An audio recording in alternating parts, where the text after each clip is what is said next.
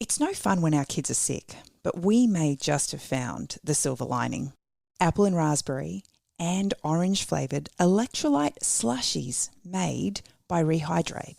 Rehydrate slushies are a tasty way to get essential electrolytes into our little ones when they're dehydrated from sickness or even just the Aussie heat.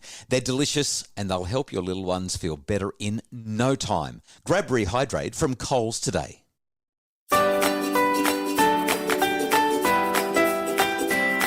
This is the Happy Families podcast with Dr. Justin Coulson. We're Luke and Susie, and this is the podcast for the time-poor parent who just wants answers now. And Susie, a very important question I want to explore with you. Like, what do you want to be when you grow up, Susie? Because I'm not... Thinner. Yeah.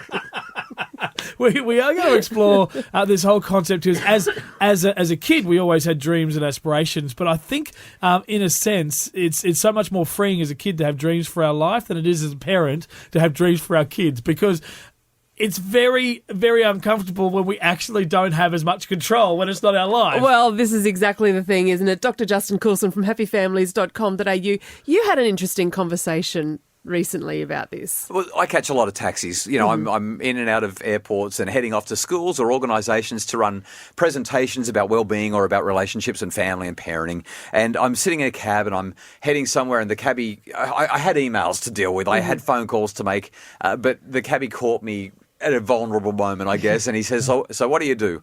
And his name was I think it was Sunny, and he was from India. And I said, "Well, I write books about parenting, and I give talks about being happy and about being a parent." And he said, "I've got a question for you." And I'm like, am I going to get this cab ride for free if I give you all this free advice? He said no, and I said, "Okay, well, give me the question anyway." And he said,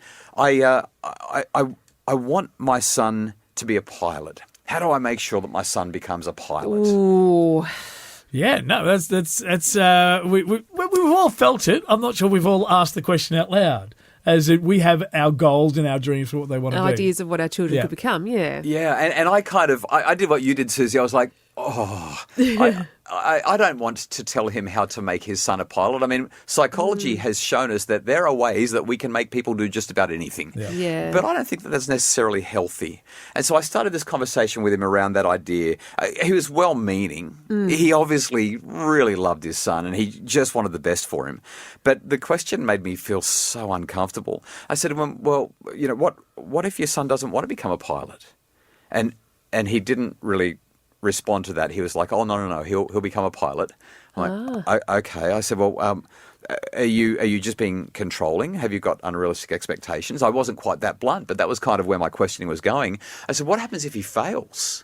How will he feel about himself because of the expectation that you've put on him?" And I'm thinking about all these questions and I'm talking to him about it. But what this taxi driver was really saying is, I'm a taxi driver and I don't feel good about myself because I'm a taxi driver and I want so much more for my son. His motivation was beautiful and wonderful. Yeah. And as we talked about that, I asked him a couple of questions. I said, "What does success in life really mean?"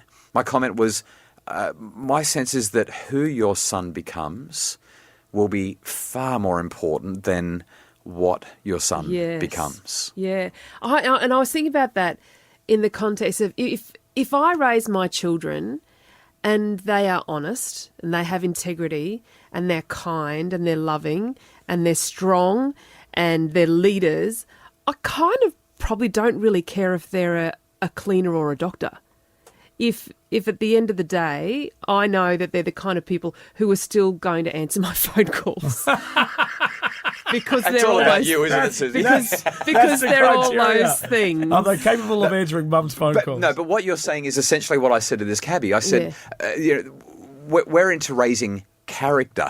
Yeah. Not pilots or doctors or lawyers or whatever it might be. But he was still really skeptical. I mean, you've just enunciated perfectly what I was getting at, but he wasn't getting it. So I shifted perspectives and I spun it like this. I said to him, "Tell me about your dad. What does he do?" Oh, good question. And he went really quiet and he explained that his dad was very, very poor, still living in India, and he was basically living on this subsistence farming land where he just took what he could from the land and he was barely getting by. And I said, well, do you value him less because he doesn't have any money? And he was wonderful. He said, of course not. He's my father. Yeah. And I said, right. Do you think that your son is going to look down on you because you're a taxi driver? And he was really quiet. And so I explored a little bit more, and I said, my dad is a furniture removalist.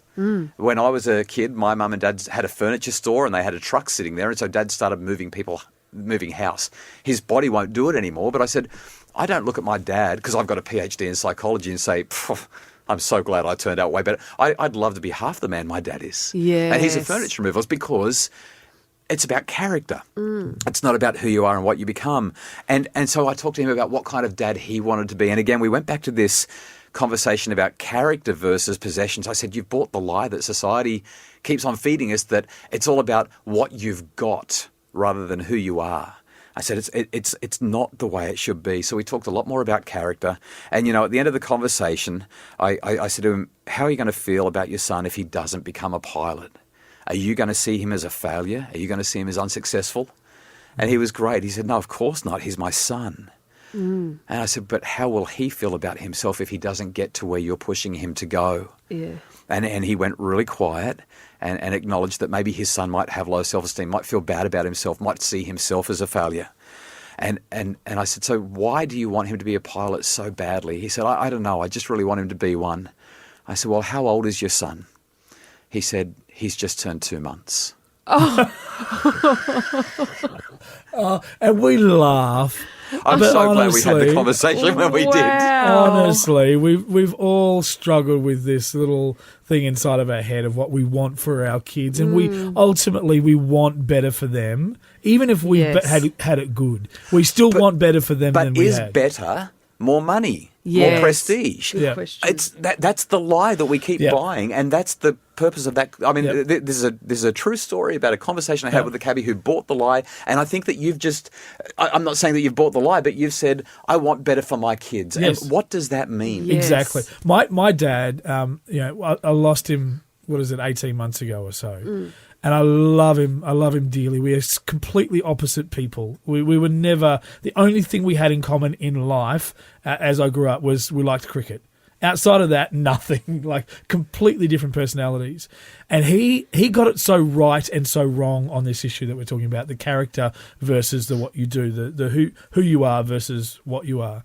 He so desperately wanted me to have a grasp of a strong work ethic and being able to serve people and be a wonderful worker. But the only expression of that he had in his life, where he was a farmer, he was a truck driver, he was a physical labour guy. And I am anything but. I hate mowing the lawn. I hate any physical work. And my most vivid memory was at 15, Dad was at the end of his tether and he said, "You are just so lazy. You're no son of mine." And it was this mistake that he made, and we've talked it through, and we got resolution from that. But that was a painful memory for me because he was so desperate trying to teach me a work ethic. He didn't realise he had. He didn't realise where my work ethic applied. When I hit the workforce, when I started to be who I was, that he saw it come out, and he suddenly realised that he was just so busy seeing what he thought it should have looked like, he forgot to see me. And once he started to learn who I was, then we had some different conversations around that. It's funny that you've picked the age of 15 as well, and I think that's really beautiful what you've shared. Parents will usually come to me when their kids are about 15, and they'll say, my child is so unmotivated, they've given up on school, they're going nowhere, they're doing nothing. How do I... And it's that whole... I'm worried about them. I want them to be okay. And I think that there's a developmental aspect here where some kids breeze through it, but a lot of kids are like, what's the point of all of this school? And I don't know who I am and I don't know what I want to be. Remarkably, most of them, once they get into their 20s, suddenly learn how to work. Yeah. They learn how to look to the future. They learn how to set goals and plan. Why do they do that? Because we've set a good example for them. Shakespeare once said, "I would that there were no age between 16 and 3 and 20, or that youth would sleep out the rest. For there is nothing in the between but getting wenches with child, wronging the ancientry, stealing and fighting." Now, obviously, we don't get wenches with child anymore because we've moved on from that. The behaviour may still exist, but there's this thing called contraception now. And that's from A Winter's Tale. But his argument is, between about 16 and 23, that late adolescence stage, parents lose all control, and the kids will do whatever they will do. And there are some parenting experts who will say it's my way or the highway, and I've watched too many kids say, fine, it's the highway. And they're even more likely to make bad decisions once they're out on the highway than when they're within the walls of our own home.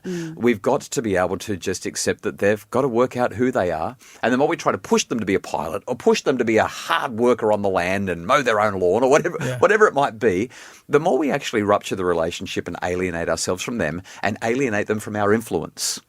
If we can be kind, compassionate, understanding and help them to become who they really are, we keep that relationship strong, and as they get older, as they develop, as they mature, that will come back to be a wonderful gift in their life and our lives and ours. Because this is the important thing. My dad, this guy who wanted his son to be a pilot, these are expressions of we've got a conclusion, and as long as we have that conclusion, we miss them actually being the best that they can be, because our conclusion can't fathom. It usually limits what they're actually going to be able to do with their life. So the character and the development, the steps to give him everything he needs to potentially be able to become a pilot is a different story to forcing him to be a pilot. Super. Yeah. And we can set things up so that he might actually have that desire. And if he wants to be one, we can facilitate that. Yeah. But if he doesn't, if he wants to be a drama king, if he wants to be a drama student and be an actor on Broadway, and we just want him to be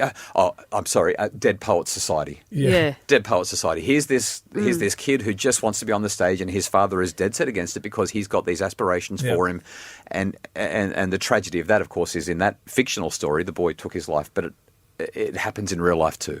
Let them be who they are, set them up to be successful, and stop worrying about, are they going to be better than me financially?